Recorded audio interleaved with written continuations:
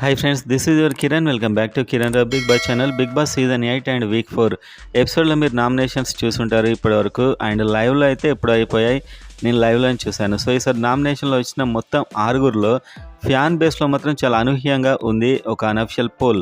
So fan బేస్లో చూసే ముందైతే మీరు ఈ వారం ఎవరు కొట్టేస్తారు కామెంట్ చేయండి, వీడియోని లైక్ చేయండి and early elimination and nomination update కోసం సబ్స్క్రైబ్ అయితే చేసుకోండి. సో ఈ ఫ్యాన్ పోల్లో అయితే నబిల్ 25% వస్తుంది. సో నామినేషన్లో చాలా మంచి నామినేషన్ అయితే వేశాడు ఇద్దరిని. సో అతడికున్న పాయింట్స్ కరెక్ట్ ఫియర్లెస్గా అయితే నామినేషన్ ఇద్దరిని వేశాడు, సేఫ్ నామినేషన్స్ అయితే కాదు.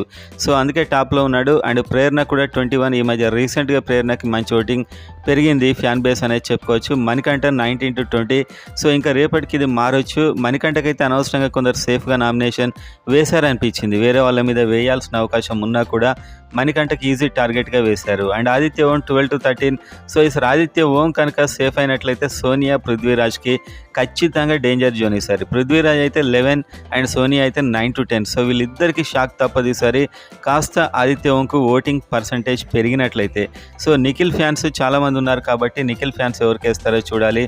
నాకు తెలిసి వాళ్ళు నిఖిల్ కోసం అయితే పృథ్వీకో ఆదిత్య ఓంకో వేస్తే చాలా సేఫ్ నిఖిల్ కూడా అని నాకైతే అనిపిస్తుంది. సో మొత్తానికైతే ఈ ఫ్యాన్ పోల్ మార్నింగ్ వరకు ఎలా మారుతుందో మళ్ళీ ఒక వీడియోలో అయితే చూద్దాం.